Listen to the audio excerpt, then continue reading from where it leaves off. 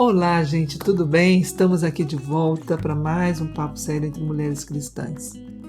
Gente, hoje em dia, a gente está falando tanto nesse narcisismo, nesse tal do narcisismo, que às vezes a gente acaba pensando que o narcisista tem um poder assim sobrenatural, que ele é maior que Deus.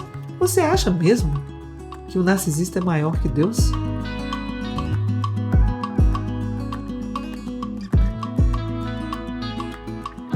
Esse narcisista parece tão imbatível, né?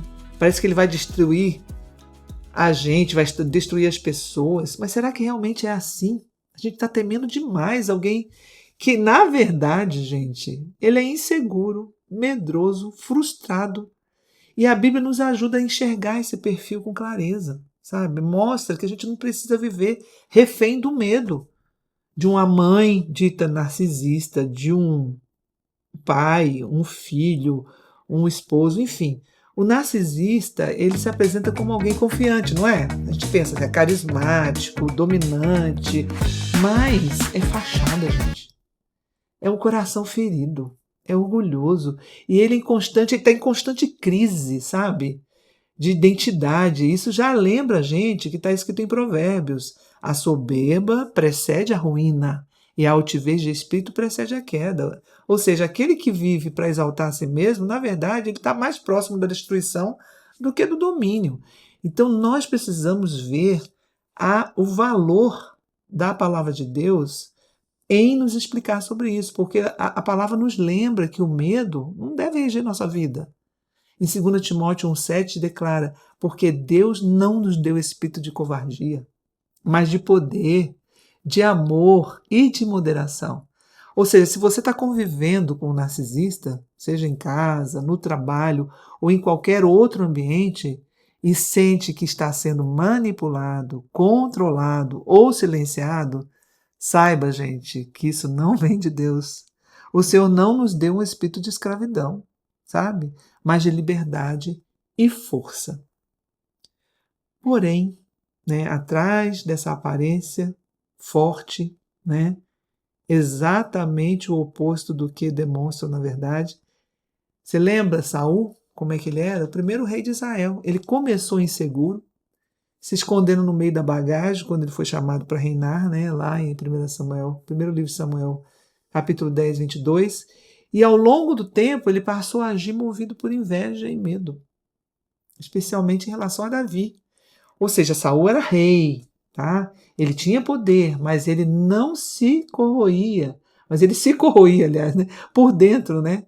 Porque ele não queria perder o trono, né? Porque era o que ele sabia fazer: manipular, controlar e matar. Ele queria matar Davi, né? Mas ele não teve sucesso nisso, né? E esse é um ponto importante. O narcisista, ele pode manipular, sim, mas ele não é todo poderoso. A gente tem que quebrar com esse paradigma. Ele não é um semideus emocional. Ele é, antes de tudo, alguém caído, escravizado por seu ego, seu pecado principalmente, tentando sobreviver por medo de controle, entendeu? Em João 8,44, Jesus fala de Satanás como o pai da mentira. E o narcisista, muitas vezes, age dessa mesma forma. Essa pessoa, ela quer manipular, ela quer mentir, ela quer distorcer a realidade para manter o seu domínio. Mas a boa notícia é que a verdade do Senhor nos liberta, né? Conhecereis a verdade e a verdade vos libertará. João 8,32. E aí vem aquela coisa, né? Muitos se perguntam, né? Mas se eu confrontar esse comportamento, será que eu vou saber colocar os limites? Não vai piorar? A pessoa não vai virar para o meu lado? Sim, pode haver resistência, gente, mas Deus nos chama à verdade, à coragem e ao posicionamento. Então, em Tiago 4,7 está escrito: sujeitai-vos, pois, a Deus e resisti ao diabo, e ele fugirá de vós. Ou seja, isso serve tanto para resistir à tentação, né, como para resistir à manipulação. Então, sujeitar-se a Deus primeiro é fundamental. Quando você está firmado em Deus, em oração, na palavra, o medo perde a força, né? Você começa a enxergar com clareza e a colocar limites sem culpa, né? E isso vai ajudar, inclusive, a outra pessoa. Outro ponto importante é que você não precisa se submeter a relacionamentos que distorcem a sua identidade em Cristo. Ou seja, você vai fazer o que está falando lá em Efésios 5,11, né? E não comuniqueis com as obras infrutíferas das trevas, mas antes condenai-as. É claro que se for seu esposo, isso não significa ódio, não significa vingança ou arrogância contra a pessoa, contra o seu esposo, mas significa você, em Deus, buscar sabedoria para lidar com aquilo que te prende e que está te manipulando e te prejudicando, né? Então, dentro do relacionamento do casamento, temos que tomar muito cuidado, porque o narcisista ele se alimenta da reação dos outros. Quando você reage com medo e culpa, ou tenta agradá-lo constantemente, você está sem querer reforçando o ciclo do controle. Mas quando você se posiciona em paz, né, com a sua identidade em Cristo, ele perde o controle, né? E você começa a quebrar o ciclo. Realmente esse ciclo se quebra, graças ao Senhor, glórias ao Senhor por isso. Então não tenha medo, né? O narcisista ele pode parecer grande, mas quem está em você é muito maior, né? 1 João 4 diz: maior é aquele que está em vós do que aquele que está no mundo. O inimigo ele pode usar, gente, muitas artimanhas e oprimir, querer nos impor, mas nós precisamos dizer um basta com a autoridade espiritual que Cristo nos deu, né? Uma autoridade que só o Senhor pode nos dar. Se você está vivendo uma relação assim com uma pessoa que é desse jeito, né? Que tem essa forma de agir, lembre-se, você não está sozinho. Deus é a sua fortaleza, o Senhor é o nosso refúgio. Ele é seu escudo, Ele vê tudo, né, de forma perfeita e te ama de forma perfeita. Não deixa que o medo tome lugar da fé não no seu coração. Busque apoio na sua igreja, com os irmãos, com conselheiros bíblicos e que vão falar a verdade em amor para você e vão te apontar para Cristo, né?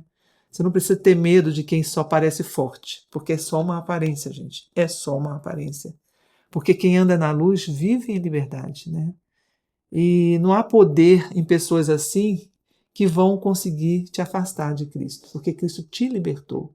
Ele te deu a verdadeira liberdade.